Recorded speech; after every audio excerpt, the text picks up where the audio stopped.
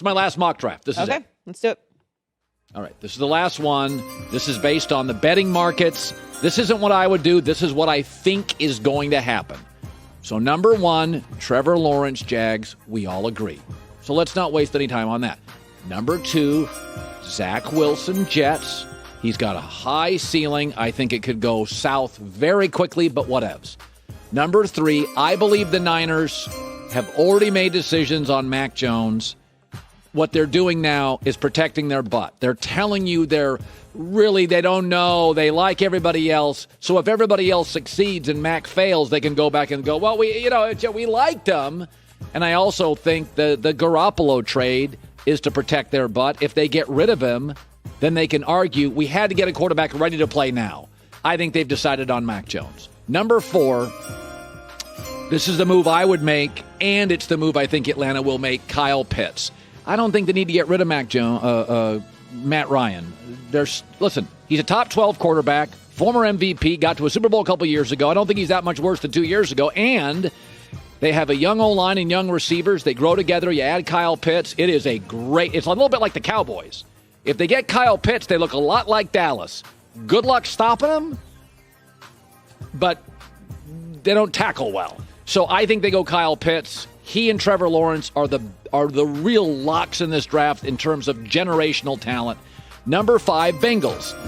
Okay, let's be honest. Their offensive line's not a disaster. They have a really good center and a good left tackle, and those are the 2 most valuable offensive line positions, tackle and center. They went out and paid for a right tackle. Not great, but they paid for it. I believe they think they can upgrade their offensive line later, and I think they can. I don't think they can get a receiver like Jamar Chase later. So I think they take Jamar Chase, the LSU wide receiver. They could go offensive line, but let's not make it out to their offensive line's a wreck. It needs to be upgraded. But if you got a center you like they do and a left tackle, it's not a wreck. It's not like the Jets the last 3 years. So then the Dolphins. Now I would go offensive line. But I wouldn't go left tackle. I'd go Slater, even though Penei Sewell grades higher. Why? Because they have Austin Jackson at left tackle, and they like him. They went and got him last year. He's a good kid and a good player. But here's the thing. I know they went and got Will Fuller, and they have Devontae Parker. But the betting markets are saying they're taking Waddle. The betting markets are saying Waddle's going over Devontae Smith. And remember, they were only 23rd in the NFL last year in yards after the catch. So even though you went and got Will Fuller, he's not a guy that's going to give you 16, 17 games a year. He gets hurt a lot. So Jalen Waddle, again, is a guy. Now you've got a tight end you like. You got Devontae Parker, Will Fuller, a star. And then I think they believe, too, they can get offensive line help later. And I don't think Miami's offensive line, again, I don't think it's a disaster. So now we've got really good offensive linemen on the market and Detroit drafting 7. Okay. The Lions have allowed 40-plus sacks in 4 straight years. And that's with Matt Stafford, who's more mobile than Jared Goff. I think they get Penei Sewell. I think you have to go offensive line here. Now, do I think they would trade down a little bit? Yes. But they're a weird franchise.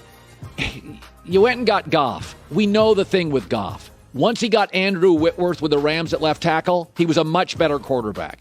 I don't think Dan Campbell's a great coach, but I think he likes size. He's impressed with that stuff. And Penei Sewell walks in the room, and he's a man. He's a 21-year-old man or a 20-year-old man. Now, number 8. I've been saying this. I think New England moves up. I think New England watches this draft all night, and there's a chance they won't move up. But I think if it's 8 and it's Carolina's got Darnold. They don't need a quarterback. I'm not saying they wouldn't take one, but they don't need one. What they need is picks and rebuilding. And I think Carolina trades down, gets more picks. New England moves in and takes Justin Fields. Now, they could take Trey Lance, but the stories this morning that are coming out is they lean Fields over Trey Lance. So I think New England gets their quarterback, plays under Cam for a year. Remember, New England doesn't have a ton of holes. Good O-line, solid backs, upgraded tight end wide receiver. Their defensive personnel is fine. I do think they love pass rushers, and I think they love corners. But I don't think they think if they stay at 15, they're going to get J.C. Horn or Patrick Surtain. So I think they move up, get a quarterback, plays and it tells you that Belichick's not going to retire anytime soon. Number 9, Broncos. I think they draft Trey Lance. I think it's a great fit. Teddy Bridgewater and Drew Lock in a division with Herbert, Derek Carr, and Mahomes. That's the 4th best quarterback. So Trey Lance, no rush to play. You play Bridgewater, Drew Lock this year. You sit him for a year. I know a little about Trey Lance. I've met him. When I suggested Denver, he smiled. He liked that. So I think Denver. Okay, now you go Cowboys 10, Giants 11, Eagles 12. Here's my guess. I've been told now by 2 GMs, I was told by a general manager last night, it is a 2-corner draft. Patrick Surtain and Horn. Not that there aren't good corners after that, but they've either got an injury issue or they've got a length issue. These are the 2 stars. I think the Cowboys could take the Bama corner, wouldn't be surprised, but Dallas has a history of flashy, and J.C. Horn is flashier. He's moving up the draft. His dad played in the NFL forever. It would be a big hire. It'd get big. Oh, my God, they took over. And I think they take J.C. Horn, who, by the way, grades really high according to my guys. Giants go 11. Again, Joe Judge is the coach. So Brian Flores, what was the first big money he spent in free agency? A corner. Why? If you coach under Belichick, you know the value of corners. Joe Judge coached under Belichick. They've already solved their offensive weapon issue. They got Galladay and Sterling Sharp and Kyle Rudolph and Evan Ingram and Saquon Barkley. Their offensive line's not a wreck. It's not a wreck. Don't listen to anybody. It's not a wreck. They've gone after that O-line last 2 years. I think they go get Patrick Surtain from Alabama at corner. And then I think the Eagles want a corner. But they shouldn't be moving up in a draft. They shouldn't be giving away draft capital. They've not drafted particularly well last 3 or 4 years. I think they get Devontae Smith.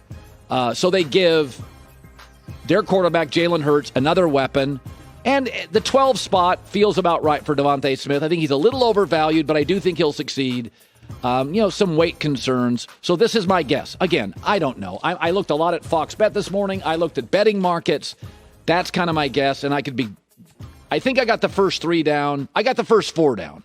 I feel, you know what? No, I got the first 5 down. Hi, everybody. Thanks for watching. Subscribe here to get the latest from the show.